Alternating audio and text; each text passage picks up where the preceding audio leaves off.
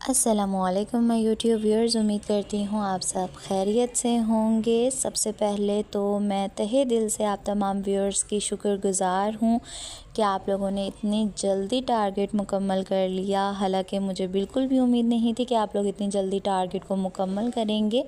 وہ جیسے اردو کا ایک محاورہ ہے کہ لاتوں کے بھوت باتوں سے نہیں مانتے، اسی طرح میرے پیارے پیارے ریڈرز جو ہیں وہ دھمکیوں کے بھوت ہیں اور ریکویسٹ سے نہیں مانتے۔ خیر، مجھے بہت اچھا لگا کہ آپ لوگوں نے اتنی جلدی اس ٹارگٹ کو مکمل کر دیا، اور اسی طرح میں چاہوں گی کہ جلد از جلد آپ لوگ 1 کے سبسکرائبرز کا ٹارگٹ بھی مکمل کریں، کیونکہ اس کے لیے بھی میں نے آپ لوگوں کے لیے ایک بہت انٹرسٹنگ سٹوری سوچ کے رکھی ہوئی ہے، اور اس کے کچھ سینز بھی میں نے لکھ لیے ہیں۔ یہ ناول بھی ہمارے اختتام کی طرف گامزن ہے، تو امید کرتی ہوں کہ آپ لوگوں کو یہ ناول بھی پسند آیا ہوگا، اور اس کے بعد بھی جتنے چند آنے والے میرے ناولز ہوں گے وہ بھی اچھے لگیں گے۔ خیر، اس کے لیے آپ لوگوں کو ٹارگٹ جلد از جلد مکمل کرنے پڑیں گے، تبھی آپ لوگوں کو وہ ناول ملے گا۔ بنا وقت کو ضائع کیے ہم اپنے آج کی ایپیسوڈ کو سٹارٹ کرتے ہیں۔ میگا ایپیسوڈ ہے، جیسا کہ میں نے وعدہ کیا تھا کہ آپ لوگ ٹارگٹ مکمل کریں گے تو میں میگا ایپیسوڈ اپلوڈ کروں گی۔ تو ہم شروع کرتے ہیں۔ ناول کا نام ہے جینے کی وجہ، از قلم انا شاہ، ایپیسوڈ نمبر 47۔ ناشتے کی آخری چیز بھی پلیٹ میں سجانے کے بعد راحم نے ایک لمبی سانس لی۔ شیف اسے خاموشی سے دیکھ رہا تھا۔ راحم نے اس کی طرف دیکھ کر دھیمی آواز میں کہا، تم بس ٹرے میں سب کچھ سجا دو، میں بھی آیا۔ شیف نے فوراً سر ہلایا اور راحم سیدھا سیڑھیاں چڑھنے لگا۔ ہر قدم کے ساتھ اس کے دل میں ایک انجانی بے چینی جنم لے رہی تھی۔ اس نے سوچا تھا کہ دانین تھوڑی دیر تک خود جاگ جائے گی، کیونکہ اسے جلدی اٹھنے کی عادت تھی، لیکن ابھی تک وہ نہیں آئی تھی۔ کمرے کے دروازے تک پہنچتے ہی اس نے ہلکے سے ہینڈل گھمایا اور دروازہ کھول دیا۔ کمرہ ابھی بھی اندھیرے میں ڈوبا ہوا تھا۔ باہر دن پوری طرح روشن ہو چکا تھا، لیکن اندر رات کا سناٹا باقی تھا۔ راحم نے فوراً لائٹس آن کی۔ کمرے میں مدھم روشنی پھیل گئی اور اس کی نظر سیدھا بیڈ پر گئی، جہاں دانین ویسے ہی لیٹی ہوئی تھی، لیکن راحم نے اس کے گالوں پر ہلکی ہلکی نمی محسوس کی تھی۔ وہ شاید سو رہی تھی یا شاید سونے کا ناٹک کر رہی تھی۔ راحم نے اس لمحے کچھ بھی ظاہر نہیں کیا۔ وہ آہستہ آہستہ قدم بڑھاتا بیڈ کے قریب آیا اور ایک طرف بیٹھ گیا۔ اس نے نرم لہجے میں کہا، نین میری جان، اٹھو، ناشتہ کر لو، اس کے بعد بے شک سو جانا۔ جیسے ہی اس کی آواز دانین کے کانوں سے ٹکرائی، وہ چونک کر اٹھ بیٹھی۔ اس کی آنکھیں خوف زدہ تھیں۔ وہ ایک لمحے کو راحم کو دیکھتی رہی، پھر فوراً نظریں جھکا کر بیڈ سے نیچے اترنے لگی۔ جیسے ہی اس کی نظر خود پر پڑی، راحم کی شرٹ میں ملبوس وہ شرمندگی سے ایک پل کو رکی، پھر جلدی سے بلینکٹ اٹھا کر اپنے گرد لپیٹ لیا۔ اس کی آنکھوں میں ہر منظر گھومنے لگا، رات کا ہر لمحہ، ہر لمس، ہر سانس۔ اسے اپنی بے بسی پر شدت سے رونا آ رہا تھا، لیکن اس کے باوجود بھی وہ روئی نہیں۔ اس نے اپنی آنکھوں کو بھیگنے سے روکا رکھا، کیونکہ اسے نہیں معلوم تھا کہ راحم کا رد عمل کیا ہوگا۔ راحم نے ایک پل کو خاموشی سے اس کی تمام حرکات دیکھیں، پھر اس نے اپنے دونوں ہاتھوں سے نرمی سے دانین کا چہرہ تھاما اور محبت سے کہا، جلدی سے فریش ہو کر باہر آ جاؤ، 10 منٹ کے اندر اندر ناشتہ تیار ہے۔ دانین نے اس کی بات کا کوئی جواب نہیں دیا، بس پلکیں جھکا لی، جیسے الفاظ اس کے پاس تھے ہی نہیں۔ راحم نے اس کی اس خاموشی کو ایک لمحے کو دیکھا اور اس کے بعد نرمی سے اس کے ماتھے پر اپنے لب رکھے، پھر اس کے ہونٹوں پر ایک ہلکی سی محبت بھری چھاپ چھوڑتے ہوئے پیچھے ہٹا۔ اس کے لمس میں محبت تھی، تسلی تھی اور ایک خاموش سا وعدہ کہ وہ اسے کبھی تکلیف نہیں دے گا۔ راحم اٹھا، ایک آخری نظر دانین پر ڈالی اور آہستہ آہستہ دروازے کی طرف بڑھا۔ دروازہ بند کرتے ہوئے اس نے خود سے کہا، دانین صرف میری ہے اور میں اسے کبھی خوف میں نہیں جینے دوں گا۔ کمرے میں دوبارہ خاموشی چھا گئی۔ دانین وہیں بیڈ کے کنارے بیٹھی رہی، بلینکٹ اس کے گرد لپٹا ہوا تھا اور وہ بس اپنے ہاتھوں کو دیکھتی رہی۔ پھر آہستہ آہستہ وہ واش روم کی طرف بڑھی، جیسے خود کو سنبھالنے کی ہمت جمع کر رہی ہو۔ ادھر راحم نیچے لاؤنج میں واپس آیا۔ ٹرے تیار تھی۔ اس نے خود اپنے ہاتھوں سے اسے تھاما اور نرمی سے صوفے پر رکھا۔ اس کا دل اب بھی بے چین تھا، لیکن وہ اپنے چہرے پر سب کچھ چھپا چکا تھا۔ اسے معلوم تھا کہ دانین کو وقت دینا ضروری ہے، اور پھر دانین کے انتظار میں وال کلاک کی طرف دیکھا۔ منٹ ٹک ٹک کرتے آگے بڑھ رہے تھے اور راحم بس ایک ایک لمحہ گن رہا تھا۔ دانین نے آہستہ آہستہ قدم نیچے رکھے۔ راہم کے دیے کپڑوں میں ملبوس اس کا وجود جیسے ہر قدم پر کانپ رہا تھا۔ چہرے پر خالی پن تھا اور آنکھوں میں وہ بے نام سی اداسی جو کسی اندرونی طوفان کا پتہ دیتی ہے۔ زینے اترتے ہوئے اس کی نظریں زمین پر جمی رہیں۔ اسے راہم کی نظروں سے ڈر لگ رہا تھا۔ جو کچھ رات کو ہوا اور کل شام کو، اس سارے واقعے کی وجہ سے دانین کے دل میں راہم کے لیے اتنا خوف پیدا ہو گیا تھا کہ وہ اس کی ہر بات بنا کوئی رد عمل دیے مان رہی تھی۔ کچن کا ایریا جیسے مکمل خاموشی میں ڈوبا ہوا تھا۔ راہم وہاں کھڑا میز پر چیزیں سجا رہا تھا۔ جیسے ہی دانین نے قدم رکھا، راہم نے سر اٹھایا۔ ایک پل کو دونوں کی نظریں ٹکرائیں، پھر دانین نے جھک کر نظریں چرائیں۔ آ جاؤ، سب ٹھنڈا ہو جائے گا، راہم نے نرم لہجے میں کہا۔ دانین خاموشی سے آ کر کرسی پر بیٹھ گئی، ہاتھ گود میں رکھے، نظریں جھکائے۔ وہ کچھ بولنے کی حالت میں نہیں تھی اور راہم جانتا تھا وہ اس کے پاس آ کر بیٹھا۔ میں نے بنایا ہے، خراب ہو تو معاف کر دینا، وہ مسکرایا، مگر دانین کا چہرہ ساکت رہا۔ راہم نے تو اس پر آملیٹ رکھا، ایک نوالہ بنایا اور دانین کے سامنے لے آیا۔ منہ کھولو، وہ آہستہ سے بولا۔ دانین نے ہچکچاتے ہوئے نظریں اٹھائیں۔ اس کے لب ہلے جیسے کچھ کہنا چاہا ہو، پر زبان ساتھ نہ دے سکی۔ اس نے آہستہ سے آنکھیں بند کی اور منہ کھول دیا۔ راہم نے نرمی سے نوالہ اس کے منہ میں رکھا۔ ایک لمحے کو وہاں کی فضا بھی رکی سی لگنے لگی۔ دانین چپ چاپ نوالہ چبا رہی تھی، ہر نوالہ جیسے اس کے لیے ایک امتحان تھا، لیکن وہ کچھ بول نہ سکی۔ راہم نے ایک کے بعد ایک نوالہ بنایا۔ بس تھوڑا سا کھا لو، پھر آرام سے جا کر سو جانا، اس نے نرم لہجے میں کہا۔ ماہنور نے لائبریرین سے آخری بک ایشو کروائی اور اپنی کلائی پر بندھی گھڑی کی طرف ایک سرسری نگاہ ڈالی۔ کافی وقت ہو گیا تھا۔ جانان اور پریشے گارڈن میں اس کا انتظار کر رہی ہوں گی۔ وہ تیزی سے قدم اٹھاتی باہر کی طرف بڑھی، کتابیں بازو میں دبائے۔ وہ سیدھی راہداری عبور کر رہی تھی کہ اچانک اسے اپنا دایاں ہاتھ کسی کی مضبوط گرفت میں جکڑا ہوا محسوس ہوا۔ رکنے کا وقت ہی نہ ملا، قدم جیسے زمین سے جڑ گئے اور آنکھیں وہ آہستہ آہستہ اوپر اٹھی، نظریں سامنے موجود وجود سے ٹکرائیں۔ عمر، اس کے لب بے اختیار سرگوشی میں ہلے، مگر اگلے ہی پل جیسے اسے کچھ یاد آیا، اسے جھٹکے سے اپنا ہاتھ چھڑوایا، تیز اور بے رحم انداز میں۔ یہ کیا بدتمیزی ہے؟ اس کی آواز اس بار پوری شدت سے ابھری۔ آپ کو یہ حق کس نے دیا ہے کہ آپ یوں راہ چلتے کسی کا بھی ہاتھ تھام لیں؟ عمر کچھ پل تو ساکت کھڑا رہا، جیسے اس جملے نے اس کی سماعتیں سن کر دی ہوں۔ پھر اس نے ہلکی سی سانس لی اور نرمی سے بولا، ماہنور، کیا ہو گیا ہے؟ تم ایسے کیوں بات کر رہی ہو جیسے مجھے جانتی ہی نہیں ہو؟ ماہنور کی آنکھوں میں ایک لمحے کو غصہ لہرایا، مگر اس نے پلکیں سختی سے جھپک کر اسے روکا۔ میں واقعی آپ کو نہیں جانتی، اس کے لہجے میں برف جیسی سردی تھی۔ آپ کون ہیں؟ اور برائے مہربانی آئندہ میرے راستے میں آنے کی کوشش مت کیجیے گا۔ یہ کہہ کر وہ بغیر اس پر کوئی اور نظر ڈالے پلٹی اور تیزی سے چل دی۔ کتابیں ہاتھوں میں تھیں، دل سینے میں دھڑک رہا تھا، مگر چہرے پر مکمل سکون کا زام تھا۔ عمر وہیں ساکت کھڑا رہ گیا، آنکھوں میں حیرت، ماتھے پر الجھن اور دل میں ایک عجیب سی بے یقینی۔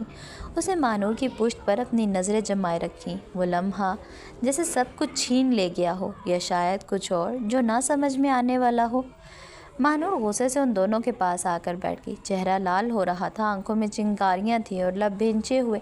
جانان اور پریشا جو اپنی باتوں میں مصروف تھی، چونک کر اس کی طرف متوجہ ہوئیں۔ اوہ، محترمہ تو بھری ہوئی ہیں، جانان نے آنکھیں سکیڑ کر کہا۔ پریشے نے فوراً پوچھا، کیا ہوا ہے ماہنور آپی؟ ایسے کیوں بیٹھی ہیں جیسے ابھی کسی کی جان لے لیں گی؟ ماہنور نے ایک گہری سانس لی، جیسے خود کو قابو میں رکھنے کی کوشش کر رہی ہو، پھر اس کے لب ہلے، غصے سے بھرپور۔ وہی خبیث انسان نظر آیا۔ جانان اور پریشے نے حیرت سے ایک دوسرے کو دیکھا، پھر یکدم ماہنور کی طرف مڑی۔ ماہنور نے مزید کہا، جس کو آج 2-2.5 ماہ بعد یاد آیا ہے کہ وہ کسی ماہنور نامی لڑکی سے محبت بھی کرتا تھا۔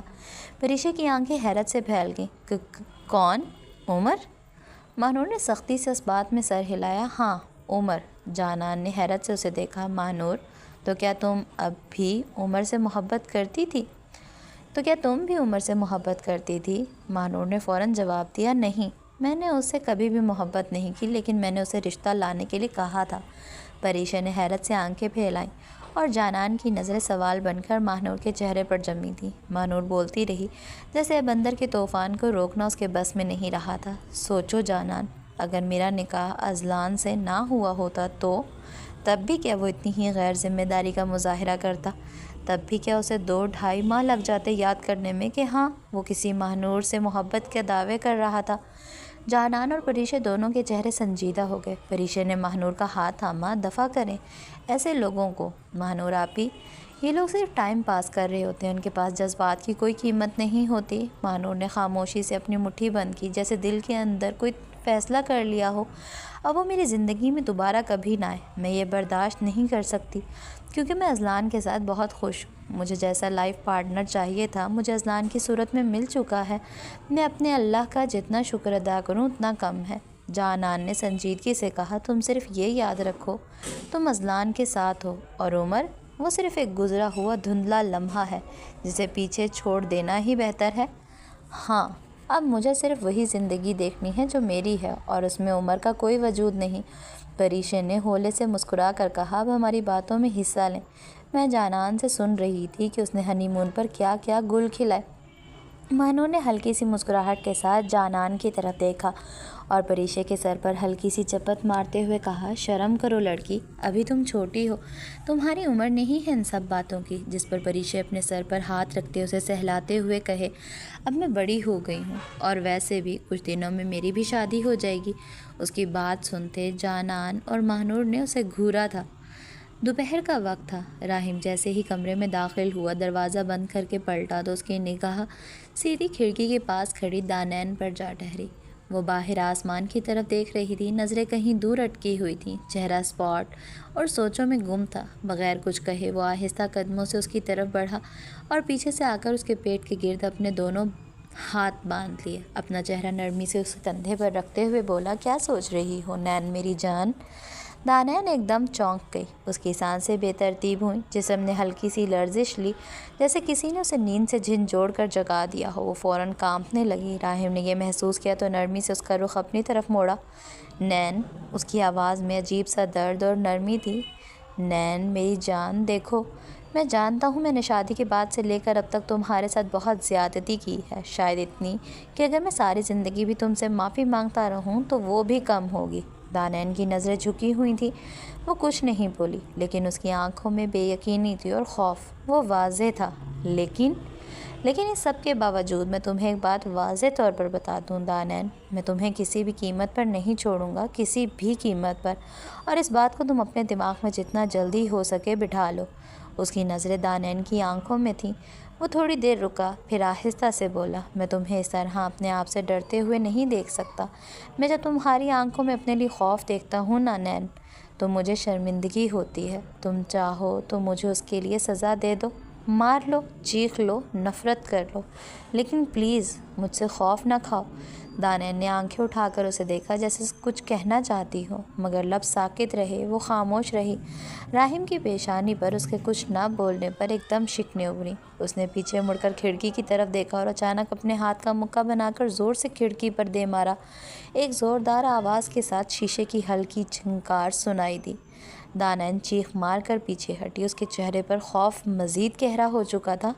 مت ڈرو مجھ سے، راہیم کی آواز میں جنون تھا، میں تمہیں کچھ نہیں کہوں گا، مت ڈرو مجھ سے دانین۔ مگر دانین کی آنکھوں میں وہی پرانا خوف واپس آ چکا تھا۔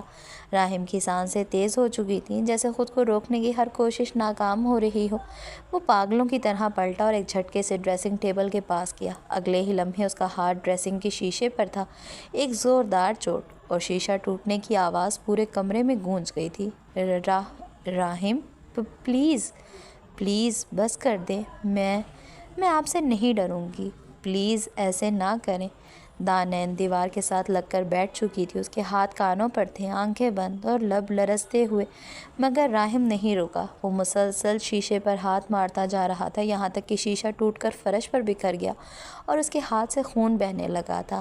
دانین نے آنکھیں کھول کر یہ منظر دیکھا اور وہیں بیٹھے بیٹھے چیخ پڑی، راہیم پلیز بس کر دیں پلیز۔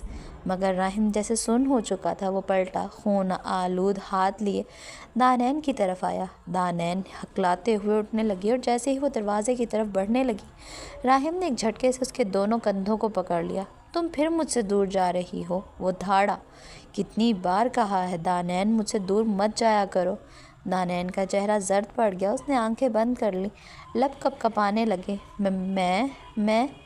مجھے سمجھ نہیں آ رہا میں کیا کروں۔ اس کی آواز میں لرزش تھی۔ اس نے راہم کے سینے سے اپنا سر ٹکا دیا اور پھوٹ پھوٹ کر رونے لگی۔ راہم جیسے ایک دم ساکت ہو گیا۔ نین، اس کی آواز بھرا گئی تھی۔ اس نے فوراً اسے اپنی باہوں میں سمیٹ لیا، ایک ہاتھ اس کے سر پر اور دوسرا اس کی پشت پر رکھتے ہوئے آہستہ آہستہ سہلانے لگا۔ چپ کر جاؤ میری جان، پلیز چپ کر جاؤ۔ اس کے لب تھر تھرا رہے تھے مگر اسے دانین کی ہچکیاں سنائی دے رہی تھیں، رکی ہوئی، ٹوٹی ہوئی، جیسے اندر کچھ ٹوٹ چکا ہو۔ راہم وہیں بیڈ پر دانین کو اپنی باہوں کے حصار میں قید کیے بیٹھا ہوا تھا۔ اس کا سانس اب بھی بے ترتیب تھا، جیسے دل ابھی تک جنون کی شدت سے باہر نکلنے کی کوشش میں ہو۔ سامنے وہ لڑکی تھی جو اس کی زندگی کی سب سے قیمتی چیز تھی، لیکن آج وہ اس کی وجہ سے اس حد تک ڈر رہی تھی۔ دانین کے لب تھر تھرا رہے تھے، آنکھیں مسلسل بہہ رہی تھی اور ہچکیوں کے ساتھ اس کے الفاظ راہم کے دل میں کیلوں کی طرح پیوست ہو رہے تھے۔ میں آپ سے نہیں ڈروں گی، پلیز پلیز رک جائیں راہم۔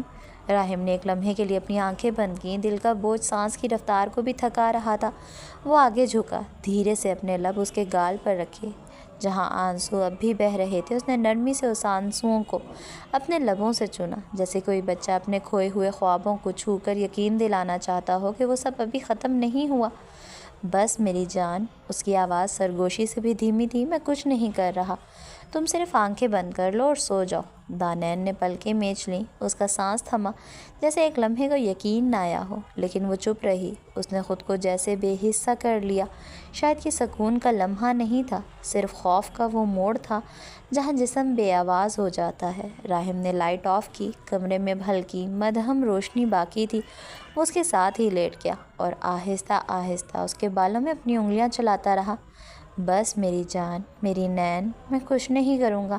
اس کے الفاظ ہوا میں نہیں، دانین کے دل پر گرتے جا رہے تھے۔ دانین کا جسم اب بھی تھوڑا کانپ رہا تھا، لیکن آہستہ آہستہ اس کی سانسوں کی روانی میں ہلکی تبدیلی آنے لگی۔ اس کا جسم راہم کے وجود سے لپٹا رہا، جیسے لاشعوری طور پر وہیں سے سکھ کی طلب رکھتا ہو جہاں سے خوف نے اسے گھیر لیا تھا۔ راہم کی انگلیاں اس کے بالوں میں سفر کرتی رہیں، اس کے دل میں مسلسل ایک ہی جملہ گونج رہا تھا، میں نے کیا کر دیا؟ اس نے دانین کے ماتھے پر نرمی سے بوسہ دیا، خود پر قابو پاتے ہوئے، جذبات کو چھپاتے ہوئے۔ جانان خاموشی سے اپنی کرسی پر بیٹھی تھی، کھانے کی پلیٹ اس کے سامنے رکھی تھی، مگر اس کی نظریں وہاں نہیں تھیں۔ وہ بار بار دائیں جانب دیکھ رہی تھی۔ ارشمان نے پہلے محسوس نہ کیا، لیکن جب وہ 5ویں بار بھی اس طرف دیکھتی رہی تو اس نے سر گھما کر وہ سمت دیکھی۔ سامنے کی میز پر ایک چھوٹا سا کیوٹ سا بچہ بیٹھا تھا، گالوں میں ہلکی سی سرخی، گھنگریالے بال اور بڑی بڑی شرارتی آنکھیں۔ وہ اس وقت اپنی ماں کو تنگ کر رہا تھا۔ ماں بار بار چمچ اس کے منہ کے قریب لا رہی تھی، مگر وہ بچہ ہنس کر ہاتھ مار دیتا یا منہ پھیر لیتا، کبھی پانی کی بوتل گرا دیتا، کبھی اپنی ماں کے دوپٹے سے کھیلنے لگتا۔ جانان خاموشی سے یہ منظر دیکھ رہی تھی، اس کے ہونٹوں پر ہلکی سی مسکراہٹ تھی اور ماتھے پر معمولی سا بل۔ شاید وہ بچے کی شرارتیں دیکھ کر سوچ رہی تھی کچھ۔ ارشمان نے شروع میں برداشت کیا، وہ جانان کو دیکھنا چاہتا تھا، اس کی توجہ محسوس کرنا چاہتا تھا، لیکن اب 5 منٹ سے زیادہ ہو گئے تھے اور جانان نے پلٹ کر بھی نہیں دیکھا۔ وہ صرف بچے کو ہی دیکھ رہی تھی اور بس۔ پھر ارشمان کی برداشت ختم ہو گئی۔ اس نے آہستہ سے اپنی کرسی سے تھوڑا آگے جھک کر جانان کے چہرے کے ایک طرف نرمی سے ہاتھ رکھا اور اس کا چہرہ اپنی طرف موڑ لیا۔ جانان چونک گئی، جیسے کسی خیال سے واپس آئی ہو۔ کیا ہوا؟ اس نے حیرانی سے پوچھا۔ ارشمان کی آنکھیں سنجیدہ تھیں۔ میری جان، میں نے پہلے بھی کہا تھا نا، مجھے اپنا اگنور ہونا بالکل پسند نہیں، اور تم پچھلے 5 منٹ سے مجھے نظر انداز کر رہی ہو، وہ بھی ایک چھوٹے سے بچے کے لیے۔ جانان نے حیرت سے آنکھیں پھیلائیں، پھر بے اختیار ہنس دی۔ آپ ایک بچے سے ضد لگا رہے ہیں؟ ہاں، لگا رہا ہوں، ارشمان نے بغیر مسکرائے جواب دیا۔ جو بھی ہو، میں نہیں چاہتا کہ تمہاری توجہ کسی اور پر ہو، مجھے تمہارا دھیان چاہیے، صرف میرے لیے۔ جانان نے ہلکے سے نفی میں سر ہلایا، جیسے اسے یقین نہ رہا ہو، وہ تو ایک چھوٹا سا بچہ تھا۔ ارشمان، وہ تنگ کر رہا تھا اپنی ماں کو اور بہت کیوٹ لگ رہا تھا۔ میں کچھ نہیں جانتا وہ کیوٹ ہو یا شرارتی، لیکن میں برداشت نہیں کر سکتا کہ تم میرے ہوتے ہوئے کسی اور کو اتنی دلچسپی سے دیکھو۔ جانان نے نرمی سے اپنا ہاتھ اس کے ہاتھ پر رکھا اور ہلکی سی مسکراہٹ کے ساتھ بولی، آپ واقعی بہت عجیب ہیں۔ نہیں، میں صرف تمہارا ہوں۔ اور تم صرف میری ہو، اسی لیے برداشت نہیں ہوتا۔ یہ کہہ کر اس نے آہستہ سے اس کا ہاتھ تھام لیا، جیسے اسے یقین دلانا چاہتا ہو کہ وہ سنجیدہ ہے۔ جانان خاموش ہو گئی۔ اب اس کی نظریں دوبارہ کھانے کی پلیٹ پر تھیں، لیکن اب وہ ہر دوسرے لمحے ارشمان کو دیکھ لیتی تھی۔ ارشمان نے سکون کا سانس لیا۔ اسے بس یہی چاہیے تھا کہ جانان کی توجہ صرف اسی پر ہو۔ جانان نے کچھ نوالے لیے، پھر ارشمان کی طرف دیکھتے ہوئے شرارتی انداز میں بولی، اچھا، اگر میں کسی بچے کو دیکھ بھی لوں تو آپ اتنا ری ایکٹ کریں گے؟ ارشمان نے فوک رکھتے ہوئے سنجیدہ انداز میں اسے دیکھا۔ میں ری ایکٹ نہیں کرتا، میں صرف بتاتا ہوں کہ تم پر صرف میرا حق ہے۔ صرف؟ جانان نے آنکھیں پھیلا کر کہا۔ تو اگر میں کسی بڑے کو دیکھ لوں، کسی ہینڈسم سے بندے کو، تب؟ یہ کہتے ہی وہ جان بوجھ کر فوک سے کھیلنے لگی، جیسے بات عام سی ہو۔ ارشمان نے اپنا بازو کرسی کی پشت سے ہٹایا اور آگے ہو کر دونوں کوہنیوں کو میز پر ٹکا کر اسے غور سے دیکھا۔ جانان، تم مذاق کر رہی ہو، لیکن مجھے یہ باتیں پسند نہیں۔ اچھا؟ جانان نے ہنسی دباتے ہوئے کہا، تو مطلب اگر کبھی میں کسی کو دیکھ کر کہہ دوں کہ وہ کتنا ہینڈسم ہے تو بھی آپ کو برا لگے گا؟ ارشمان نے تھوڑا جھک کر سرگوشی کے انداز میں کہا، برا نہیں، بہت برا لگے گا۔ اگر تم کسی کو بھی میری موجودگی میں صرف دیکھو گی تو یقین کرو اگلے لمحے وہ نظر تمہاری نظروں سے غائب کر دوں گا۔ جانان نے فوراً اپنا منہ کھولا، آپ ایسا کچھ نہیں کریں گے، میں کر چکا ہوں اور دوبارہ بھی کر سکتا ہوں، ارشمان نے پرسکون مگر خطرناک لہجے میں کہا۔ جانان کا دل دھڑکا، پھر اس نے شرارت سے کہا، تو مطلب آپ مجھے ایک طرح سے قید کرنا چاہتے ہیں؟ بالکل، تم جہاں بھی جاؤ گی میرے ساتھ جاؤ گی، تم جس سے بھی ملو گی میری موجودگی میں ملو گی، اور اگر تم نے کبھی کسی کو زیادہ دیر دیکھا، ارشمان جھک کر اس کے کان کے قریب آیا، تو پھر تمہیں خود کو آئینہ دیکھنے سے بھی روکنا پڑے گا، کیونکہ تم سب سے زیادہ خوبصورت خود ہو، اور وہ بھی میری۔ جانان کی سانسیں ایک لمحے کو رک سی گئیں، وہ جھیمپ گئی، نظریں نیچی ہو گئیں۔ ارشمان نے سکون سے کرسی کی پشت سے ٹیک لگا لی، جیسے جنگ جیت چکا ہو۔ جانان نے آہستہ سے نظریں اٹھا کر اسے دیکھا، پھر دھیمی آواز میں بولی، یہ سب کہہ کر آپ کو لگتا ہے میں آپ کی بات مانوں گی؟ یہ تو صاف صاف لگ رہا ہے کہ آپ مجھ پر حکمرانی کرنا چاہتے ہیں، اور محبت میں حکمرانی نہیں ہوتی۔ ارشمان نے ہلکی مسکراہٹ کے ساتھ سر ہلایا، میں تم پر حکمرانی ہرگز نہیں کرنا چاہتا، لیکن اس کے باوجود میں تمہارے لیے بہت شدت پسند ہوں۔ مجھے خود سمجھ نہیں آتا کہ میں ایسا کیسے ہو سکتا ہوں، لیکن اب جو بھی ہے تمہیں میرے ساتھ ہی زندگی گزارنی ہے۔ ارشمان نے جھک کر اس کے ہاتھ پر ہاتھ رکھا اور دھیرے سے بولا، اور میں ہر روز تم پر اور زیادہ حق جتاؤں گا، کیونکہ تم سے زیادہ حق میرا ہے، لیکن میں پھر بھی پوری کوشش کروں گا کہ میں اپنے کسی بھی عمل سے تمہیں یا تمہاری فیلنگز کو ہرٹ نہ کروں۔ ریسٹورنٹ سے نکلتے ہوئے ارشمان نے جانان کا ہاتھ مضبوطی سے تھاما ہوا تھا۔ اس کی گرفت نرمی سے زیادہ کچھ اور تھی، جیسے وہ ہر لمحہ یہ یقین دہانی کروا رہا ہو کہ جانان صرف اس کی ہے اور ہمیشہ رہے گی۔ گاڑی کا دروازہ کھول کر اس نے جانان کو بیٹھنے کا اشارہ کیا۔ وہ خاموشی سے اندر جا بیٹھی۔ دروازہ بند کرنے کے بعد وہ خود ڈرائیونگ سیٹ پر آ کر بیٹھا، مگر گاڑی سٹارٹ کرنے کے بجائے بس یوں ہی اسٹیئرنگ پر ہاتھ رکھے جانان کو دیکھنے لگا۔ جانان نے اسے دیکھا، پھر نرمی سے کہا، کیا ہوا، چلیں؟ ارشمان نے آہستہ سے سر ہلایا، چلوں گا، لیکن ایک بات سن لو۔ اس نے اپنا چہرہ اس کے قریب کیا، نظریں سیدھی جانان کی آنکھوں میں گاڑتے ہوئے بولا، مجھے برداشت نہیں ہوتا کہ تم کسی اور کی طرف دیکھو، چاہے وہ ایک بچہ ہی کیوں نہ ہو۔ جانان نے فوراً جواب دینا چاہا، مگر اس کے ہونٹ ہلے ہی تھے کہ ارشمان نے ہاتھ بڑھا کر اس کے ہونٹوں پر انگلی رکھ دی۔ کچھ مت کہو، تم نہیں جانتی کہ تم پر میرا کتنا حق ہے۔ یہ ہاتھ جو بھی تمہارے ہاتھ میں ہے، یہ صرف تمہارے لیے ہے۔ یہ آنکھیں جن سے تمہیں دیکھتا ہوں، ان میں کوئی اور نہ آئے، یہی چاہتا ہوں۔ اور یہ دل، یہ تمہارے بغیر ایک دھڑکن بھی نہیں لے سکتا۔ اور یہی سب کچھ میں تمہاری طرف سے بھی چاہتا ہوں۔ میری زندگی میں آنے والی پہلی لڑکی تم ہو اور آخری بھی۔ اسی طرح تمہاری زندگی میں یہ تو میں جانتا ہوں کہ پہلا آنے والا مرد میں ہوں، اور آخری کوئی ہونا ہی نہیں چاہیے، کیونکہ بس میں ہونا چاہیے، تمہارے دل میں، دماغ میں اور زندگی میں۔ جانان کا سانس رک سا گیا، وہ کچھ نہ بولی، بس نظریں جھکا لیں۔ ارشمان نے آہستہ سے اس کی تھوڑی کو چھوا، چہرہ اوپر کیا اور دھیرے سے کہا، جانان، تم میری ہو، صرف میری۔ پھر ارشمان نے جھک کر اس کے ماتھے پر ایک گہرا بوسہ دیا، ایسا لمس جس میں صرف پیار نہیں، ایک جنون، ایک طلب، ایک شدت تھی۔ جانان نے آنکھیں بند کر لیں۔ ارشمان اس کے چہرے کے قریب سے ہٹنے کے بجائے وہیں رکا رہا۔ اس کی سانسوں کی حدت جانان کے چہرے سے ٹکرا رہی تھی۔ تمہیں پتہ ہے، جب تم مجھ سے دور ہوتی ہو یا کسی اور چیز میں مگن ہوتی ہو، میرا دل بے چین ہو جاتا ہے، جیسے مجھ سے کچھ چھن گیا ہو، اور اگر تم کبھی مجھے چھوڑنے کا سوچو گی نا، اس کی آواز میں سختی شامل ہو گئی، تو خود کو مجھ سے بھی زیادہ کھو دو گی۔ جانان نے کانپتے لہجے میں کہا، میں کہیں نہیں جاؤں گی، وعدہ۔ ارشمان نے دھیرے سے اس کے بالوں میں انگلیاں پھیرتے ہوئے کہا، یہی وعدہ زندگی بھر کے لیے کافی ہے۔ پھر اس نے گاڑی سٹارٹ کی، مگر اس کا ہاتھ جانان کے ہاتھ سے نہ ہٹا، جیسے وہ اب ہر لمحہ، ہر سانس اسی کے ساتھ بانٹنا چاہتا ہو۔ گھر آتے ہی ارشمان نے کمرے کا دروازہ کھولا۔ جانان اندر داخل ہوئی تو وہ خاموشی سے اس کے پیچھے آیا۔ دروازہ بند ہوا اور لمحے بھر میں جیسے سارا ماحول ٹھہر گیا۔ جانان نے پیچھے مڑ کر دیکھا۔ ارشمان اسے ایسے دیکھ رہا تھا جیسے وہ اس لمحے صرف اسے محسوس کرنا چاہتا ہو، صرف اسے۔ چینج کر لیں، ارشمان نے نرمی سے کہا۔ جانان نے نرمی سے کہا۔ ارشمان آہستہ سے آگے بڑھا، اس کی کلائی تھامی اور بہت آہستگی سے اسے اپنے قریب کر لیا۔ ابھی نہیں، پہلے کچھ اور ضروری ہے۔ جانان نے آنکھوں میں حیرت لی اسے دیکھا، لیکن اگلے لمحے ارشمان نے جھک کر اس کے گال پر لب رکھ دیے، نہایت نرمی سے، لیکن اس نرمی میں ایک عجیب سی بے قراری، ایک شدت تھی جو لفظوں میں بیان نہیں کی جا سکتی تھی۔ تم نہیں جانتی کہ تمہارے ساتھ وقت گزارنے کا مطلب میرے لیے کیا ہے، اس نے سرگوشی میں کہا۔ جب تم قریب ہوتی ہو تو میرا ضبط ٹوٹنے لگتا ہے۔ تم پر صرف میرا حق ہے جانان، صرف میرا۔ اس نے جانان کو آہستہ سے دیوار سے ٹکا دیا۔ دونوں کے درمیان ایک سانس کا فاصلہ بھی نہیں تھا۔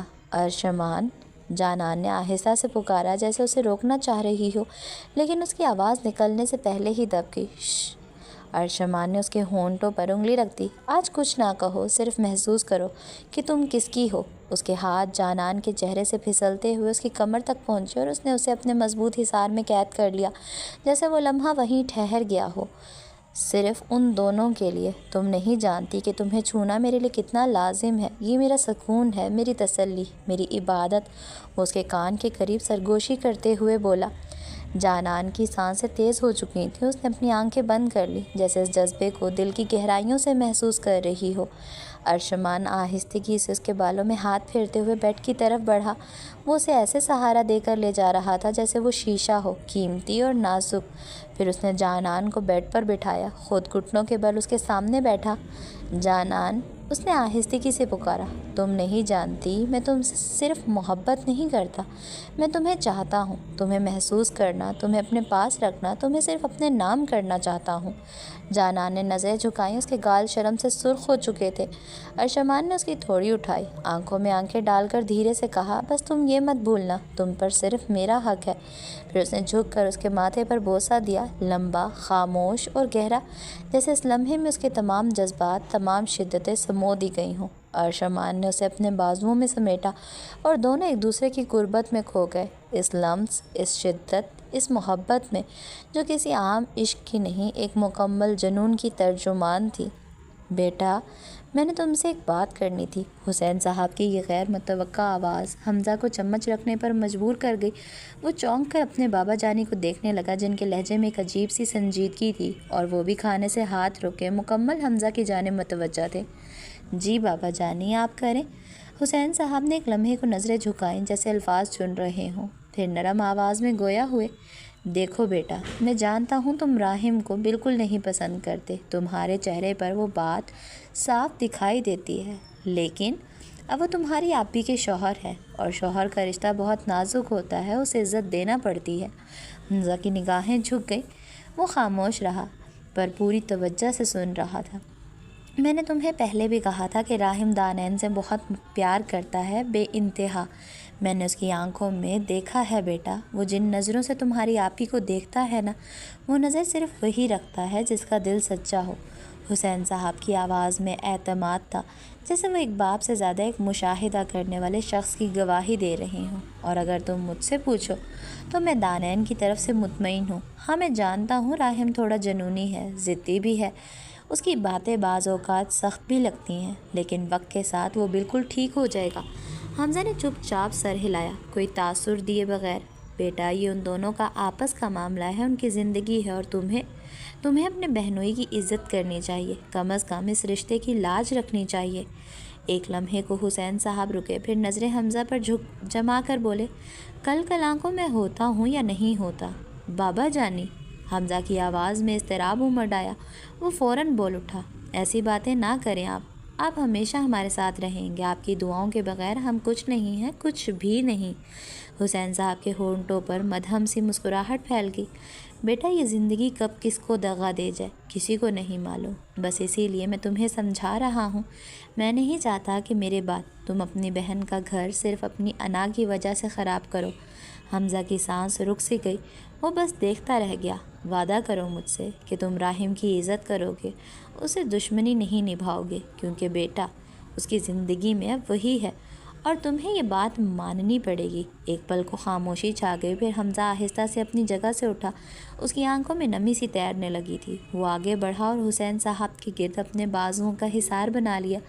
وعدہ کرتا ہوں بابا جانی، میں وعدہ کرتا ہوں کہ میں راحم بھائی کی عزت کروں گا، اس رشتے کی لاج رکھوں گا، کبھی آپ ہی کی خوشیوں کے راستے میں نہیں آؤں گا۔ حسین صاحب نے اس کے سر پر پیار سے ہاتھ رکھا۔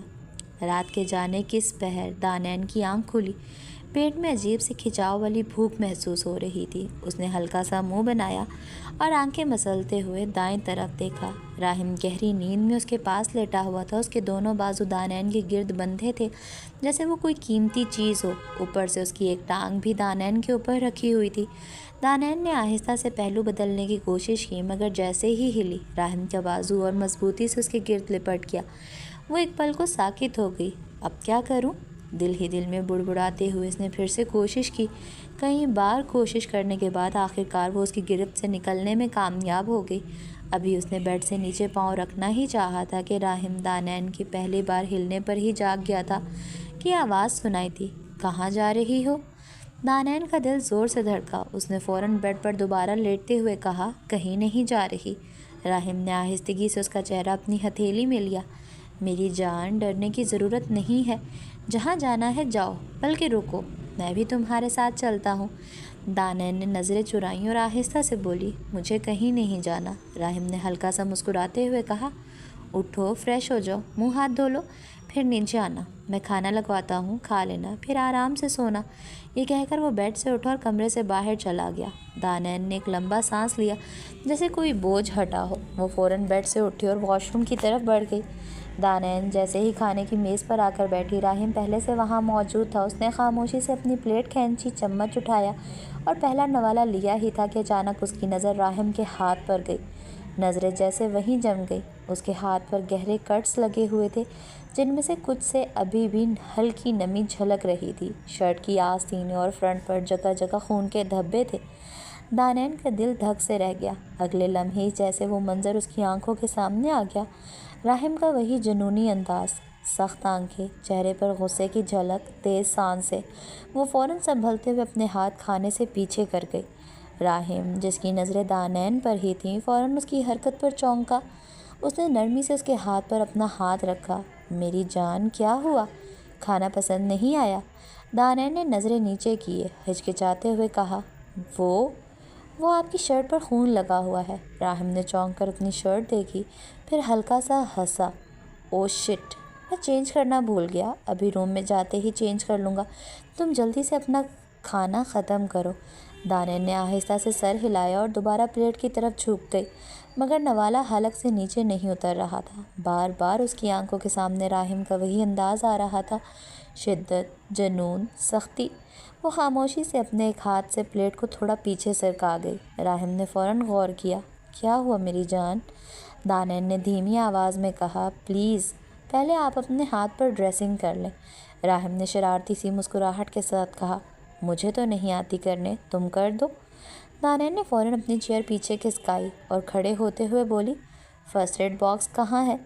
راحم نے جس لہجے میں بات کی تھی وہ تو صرف ماحول ہلکا کرنے کے لیے تھا، مگر اب دانین واقعی سنجیدہ ہو چکی تھی۔ اس نے بھی فوراً کہا، پہلے کھانا ختم کرو، پھر کر لینا۔ دانین نے دھیرے سے جواب دیا، مجھے اتنی ہی بھوک تھی، آپ صرف یہ بتا دیں کہ فرسٹ ایڈ باکس کہاں ہے۔ راحم نے چھوٹا سا سانس لیا، پھر بولا، کچن کے کیبنٹ میں پڑا ہے۔ دانین فوراً پلٹی اور کچھ لمحوں بعد ہاتھ میں باکس لیے واپس آئی۔ وہ خاموشی سے بیٹھ گئی، باکس کھولا، کاٹن نکالا اور آہستہ آہستہ راہم کے زخم صاف کرنے لگی۔ راہم نے پلکیں جھکائے اس سے خاموشی سے کام کرتے دیکھا۔ نہ دانین کچھ بولی نہ راہم، صرف دوا کی خوشبو اور خاموشی کے بیچ دانین کے نرم ہاتھ اس کے زخموں پر چلتے رہے۔ تھوڑی دیر بعد جب سب بینڈیج مکمل ہو گئی، دانین نے باکس بند کیا اور خاموشی سے اٹھ کر باکس کو اس کی جگہ پر رکھ کر ہینڈ واش کرنے کے بعد وہ دوبارہ اپنی جگہ پر بیٹھ گئی۔ راہم نے آہستگی سے اس کی طرف دیکھا۔ شکریہ میری جان۔ دانین نے نظریں نہیں اٹھائیں، بس آہستہ سے سر ہلا دیا اور پھر بغیر کچھ کہے اپنی پلیٹ میں نظریں گاڑ دیں جس میں اس وقت بھی کھانا موجود تھا۔ راہم نے ایک نظر دانین کے جھکے چہرے پر ڈالی۔ اس کی پلکیں نیچے تھیں، جیسے وہ کسی سوچ میں گم ہو یا جیسے کچھ کہنا چاہ رہی ہو لیکن الفاظ ساتھ نہ دے رہے ہوں۔ خاموشی ایک بار پھر بیچ میں پھیل گئی تھی۔ راہم نے ایک گہرا سانس لیا، پھر آہستہ سے اپنی کرسی دانین کے قریب سرکائی۔ دانین، اس کی آواز میں اب سختی نہیں تھی، بس ایک نرمی تھی، ایک تھکن تھی، ایک احساس جرم تھا۔ دانین نے دھیرے سے نظریں اٹھائیں۔ میں جانتا ہوں اب تک میں نے جو رویہ تمہارے ساتھ رواں رکھا ہے وہ شاید ٹھیک نہیں ہے، اس نے تھوڑا رک کر پھر کہا، اور شاید میرے کچھ انداز، میرے کچھ رویے وہ بھی ٹھیک نہیں تھے۔ دانین نے کوئی جواب نہیں دیا، بس نگاہیں دوبارہ نیچے کر لیں۔ لیکن میں چاہ کر بھی خود کو ہر بار روک نہیں پاتا، اس نے آہستہ سے کہا۔ کچھ چیزیں ہیں جو میری فطرت میں شامل ہو چکی ہیں، جنہیں میں تمہارے لیے بدلنے کی کوشش کر رہا ہوں، پر وقت لگے گا۔ وہ کچھ لمحے خاموش ہوا، پھر آہستگی سے اس کی انگلیوں کو اپنے ہاتھ میں لے لیا۔ لیکن ایک بات جو میں ابھی اسی لمحے کر سکتا ہوں وہ ہے تم سے معافی مانگنا۔ میں نے آج تک اپنی غلطی ہونے کے باوجود کسی سے معافی نہیں مانگی۔ میری زندگی میں تم وہ پہلی شخصیت ہو جسے میں بلا جھجک کئی بار معافی مانگ سکتا ہوں۔ اس کی آواز میں نمی آ گئی۔ سوری دانین، اس سب کے لیے۔ اگر تمہیں مجھ سے خوف محسوس ہوتا ہے تو یہ میری سب سے بڑی ناکامی ہے، اور اگر تم میرے ساتھ ہوتے ہوئے بھی خود کو تنہا محسوس کرو تو مجھے خود پر شرم آنی چاہیے۔ دانین کی پلکیں تھرکی، آنکھوں کی نمی صاف جھلکنے لگی۔ راہم نے نرمی سے اس کے ہاتھ پر بوسہ دیا۔ میں وعدہ نہیں کرتا کہ کل سے سب بدل جائے گا، لیکن یہ ضرور وعدہ کرتا ہوں کہ تمہارے ساتھ ایسا دوبارہ نہ ہو، اور اگر کبھی میں تمہیں تکلیف دوں تو تم مجھے سزا دینے دینا، لیکن اس سزا میں تمہاری مجھ سے دوری بالکل بھی موجود نہیں ہے۔ تم چاہے مجھے جان سے بھی مار دو، لیکن سزا کے طور پر بھی میں تمہیں کبھی اپنے آپ سے الگ نہیں ہونے دوں گا۔ باقی تمہارا جو دل کرے تم سزا کے طور پر کر سکتی ہو۔ دانین کی آنکھوں سے خاموش آنسو اس کے گال پر بہہ نکلا۔ اس نے نظریں اٹھا کر راہم کو دیکھا، پھر آہستہ سے سر ہلایا۔ مجھے بس اتنا چاہیے کہ آپ مجھے سمجھنے کی کوشش کریں۔ اس نے پہلی بار زبان کھولی۔ میں لڑنے نہیں آئی، میں صرف ساتھ دینے آئی ہوں۔ بس چاہتی ہوں کہ آپ بھی میرا ہاتھ تھامیں، زور زبردستی یا غصے اور حکمرانی سے نہیں، بس محبت سے۔ راہم نے وہ لمحہ جیسے دل میں قید کر لیا۔ آہستگی سے کھڑے ہو کر اس کے قریب آیا اور نرمی سے اسے اپنی باہوں میں بھر لیا۔ محبت سے تھاموں گا، شدت سے چاہوں گا، لیکن تکلیف کبھی نہیں دوں گا، یہ میرا وعدہ ہے میری جان۔ دانین نے کچھ نہیں کہا، صرف آنکھیں بند کر کے اس کے سینے سے لگ گئی، اور شاید پہلی بار دونوں کے بیچ مکمل خاموشی کے باوجود ایک مکمل سا سکون اتر آیا تھا۔ وہ جانتی تھی کہ اب وہ لاکھ کوشش کر لے، راہم اسے خود سے دور نہیں جانے دے گا، اس لیے سمجھوتا کرتے ہوئے اس نے اپنی زندگی کو آسان بنانے کے لیے راہم کو آسان لفظوں میں سمجھایا تھا کہ وہ اس طرح حکمرانی اور غصہ یا زبردستی کر کے دانین کو مزید خود سے دور کرے گا۔ وہ نہیں جانتی تھی کہ راہم اس بات پر عمل کرے گا بھی یا نہیں، لیکن اس کے لیے اتنا ہی کافی تھا کہ راہم نے سکون سے، بغیر کسی غصے کے یا مار دھاڑ کے، اس کی بات تحمل سے سنی تھی اور وعدہ بھی کیا تھا۔ وہ یہ تو نہیں جانتی تھی کہ وہ اپنے وعدے پر قائم رہے گا یا نہیں، لیکن ایک امید سی تھی، اور وہ یہ بھی جانتی تھی کہ اگر وہ راہم سے مزید خوف کھائے گی تو اسے راہم کا جنون اور شدت جھیلنی پڑے گی، شاید ہی کبھی ان کے رشتے کے لیے اچھی ثابت ہو۔ یہاں ہوتی ہے آج کی اس ایپیسوڈ ختم۔ امید کرتی ہوں کہ آپ کو آج کی ایپیسوڈ پسند آئی ہوگی۔ میں نے مکمل کوشش کی ہے کہ آپ لوگوں کو یہ ناول زیادہ پسند آئے۔ آپ لوگوں کی توقعات کے مطابق میں ایپیسوڈ لکھتی ہوں، تو مجھے آپ لوگوں کی طرف سے صرف آپ لوگوں کے سپورٹ اور پیار کی ضرورت ہے، اور وہ آپ لوگ مجھے میرے سبسکرائبرز، لائکس اور کمنٹس کر کے دے سکتے ہیں۔ امید کرتی ہوں کہ آپ لوگ مجھے سپورٹ کریں گے۔ پلیز میرے چینل اناشا وائس کو زیادہ سے زیادہ سبسکرائب کریں، میری ویڈیوز کو لائک شیئر کمنٹ میں ریویوز لازمی دیں، اور ساتھ ہی ساتھ بیل آئیکن کو ہٹ کر دیجیے تاکہ آپ کو تمام اپڈیٹس وقت پر ملتی رہیں۔ انشاءاللہ کل ملیں گے اسی ناول کی نیکسٹ ایپیسوڈ کے ساتھ۔ تب تک کے لیے اللہ حافظ، خود بھی خوش رہیں اور اپنے ارد گرد رہنے والے لوگوں کو بھی خوش رکھیں، اور مجھے اپنی دعاؤں میں یاد رکھیں۔